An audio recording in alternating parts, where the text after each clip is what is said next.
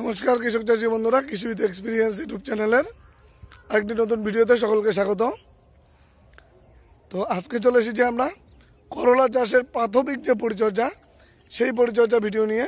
যে যারা যারা করলা লাগিয়েছেন তারা তাদের গাছকে ভালোভাবে গ্রোথ দেওয়ার জন্য প্রথম অবস্থায় কী কী পরিচর্যা করবেন, কী কী পরিচর্যা করলে আপনাদের গাছগুলো রোগ এবং পোকা থেকে একদম নিরাপদ থাকবে এবং খুব সুন্দরভাবে গ্রোথ নেবে, আজকে ভিডিওতে আপনাদের সাথে সেই বিষয়টি নিয়ে আলোচনা করব।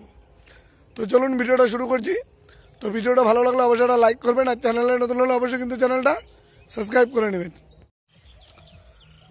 তো কৃষক চাষী বন্ধুরা, এই সময় কিন্তু করলার বাজার হাই। তো অনেকেরই কিন্তু গাছ এর থেকেও বড় হয়ে গিয়েছে। তো আমরা যেহেতু ধান কাটার পর একটু লেটে লাগিয়েছি, আমাদের গাছগুলো কিন্তু এই অবস্থায় আছে। তো গাছে একটা জিনিস লক্ষ্য করুন যে গাছের কালারগুলো খুব সুন্দর, এবং যে সাদা সাদা যেগুলো দেখা যাচ্ছে এগুলো আজকে ওষুধ দেওয়া হলো। তারপরে যেহেতু ভিডিওটা করা হচ্ছে, এখন গাছের গোড়াগুলো ভিজে ভিজে আছে। এখন কথা হলো যে আমাদের গাছ যখন করলা গাছ বেরিয়ে যাবে, সেই মুহূর্তে আমরা কি কি পরিচর্যা করব। প্রথমত আমাদের করলা এই সময় যারা লাগাবেন বা লাগিয়ে দিয়েছেন, করলা বীজ বেরোতে কিন্তু 7 থেকে 10 দিন সময় নেয়। তো যখনই বীজটা বেরিয়ে যাবে এবং এই যে গোল পাতাগুলো হবে, এই গোল পাতাগুলো হওয়া অবস্থায় আমাদেরকে গাছে পরিচর্যা করতে হবে শুধুমাত্র হালকা যে কোনো একটি ফাঙ্গিসাইড। সেই হিসাবে সাপ পাউডার সবচেয়ে ভালো। তো আমরা প্রথম অবস্থায় গাছকে ফাঙ্গাসের হাত থেকে এবং গোড়া পচার হাত থেকে রক্ষা করার জন্য সাপ পাউডার ব্যবহার করব। লিটারে 1 গ্রাম হারে দিয়ে আমরা কিন্তু আমাদের গাছকে একদম ভিজিয়ে দিয়ে যাব। সেক্ষেত্রে কোনো রকম ধসা আসতে পারবে না। তার 3 থেকে 4 দিন পরে গিয়ে যখন এই নিচের খোল পাতাগুলো কিছুটা শক্ত হয়ে আসবে, তখন আমরা এই গাছগুলোতে স্প্রে করব যে থায়োমেথাক্সাম গ্রুপের যে কোনো একটি ঔষধ। সেটা ট্যাঙ্কিতে হবে 5 গ্রাম করে, অর্থাৎ যে একতারার যে পাতাগুলো পাওয়া যায়, সেই পাতাগুলো কিন্তু আমরা অবশ্যই স্প্রে করে দিতে পারি। তো আমাদের প্রথম পরিচর্যা বলতে এতটুকুই, এবং এরপরে আমাদেরকে 4 থেকে 5 দিনের একটা গ্যাপ দিতে হবে। যেহেতু এখন গরম, জলটা যাতে সবসময় করলা জমিতে রস যাতে থাকে। আমি যেহেতু মালচিংয়ে করেছি, এবং মালচিংয়ের ভিতরে মাটি যদি আপনাদেরকে দেখাই, এই যে দেখুন মালচিংয়ের ভিতরে মাটি কিন্তু একদম ঝুরঝুরে আছে, কিন্তু রস আছে। এরকম যাতে মাটির অবস্থা থাকে, কোনোভাবে যাতে মাটি শুকিয়ে সাদা চুনের মতো না হয়ে যায়। তো মোটামুটি 7 দিন 10 দিনের মধ্যে শেষটা দেওয়ার ব্যবস্থা করবেন। এরপরে আসতে হবে আমাদেরকে ভাইটাল পরিচর্যায়। যখনই আমাদের গাছ ডগা ছাড়া শুরু করবে, অর্থাৎ মেন গোল পাতাটা পার হওয়ার পরে মেন যেটা করলার পাতা এবং ডগা নিয়ে উপরের দিকে উঠতে থাকবে, তখনই আমাদেরকে এই বিশেষ পরিচর্যাগুলো করতে হবে। তো কী কী এই বিশেষ পরিচর্যা? তো কৃষক চাষী বন্ধুরা, এই দেখুন এই যে গাছগুলো কিন্তু অলরেডি ডগা ছাড়া শুরু হয়েছে।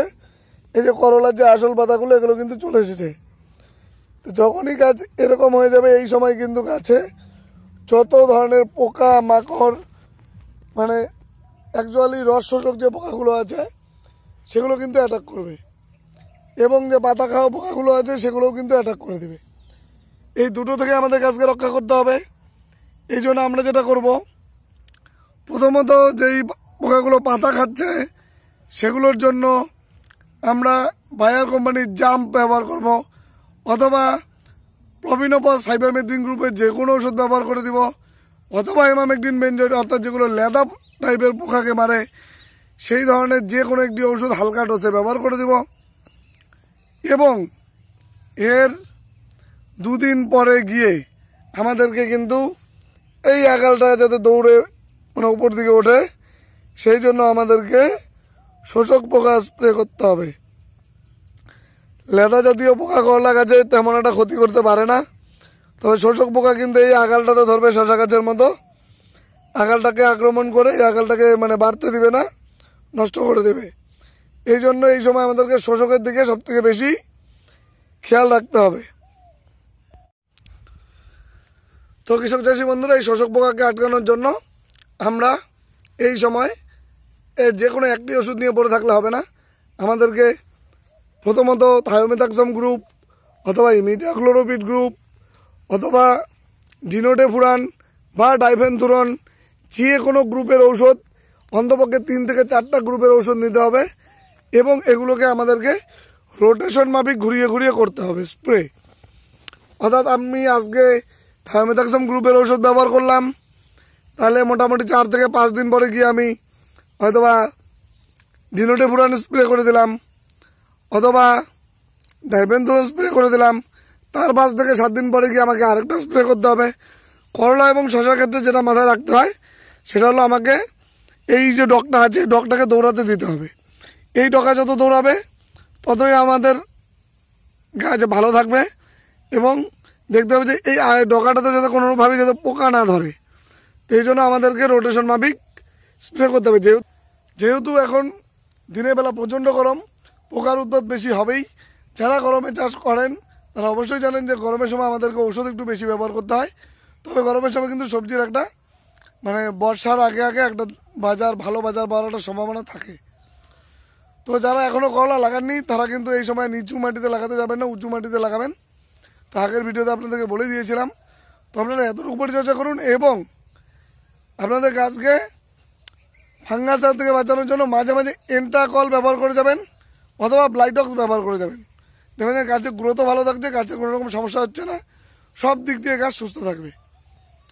তো আজকের মতো আমরা ভিডিওটা বেশি বড় করব না, এখানেই ভিডিওটা শেষ করব।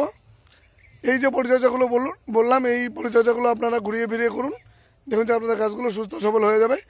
আর আমার গাছের কতটুকু লম্বা হয়েছে, মোটামুটি কোনো গাছ 1 ফিট 1/2 ফিট হয়ে গিয়েছে। তো 2-1 দিনের মধ্যে মাচার কাজ শুরু করতে হবে, নইলে পরে গাছ মাটিতে এই অবস্থা খারাপ হয়ে যাবে। তো দেখা হচ্ছে আপনাদের সাথে আবার নেক্সট কোনো ভিডিওতে। সে অবধি সকলেই ভালো থাকবেন। আর এই ভিডিওটা যদি ভালো লাগে অবশ্যই লাইক করবেন, আর চ্যানেলে নতুন হলে অবশ্যই চ্যানেলটা সাবস্ক্রাইব করে দেবেন।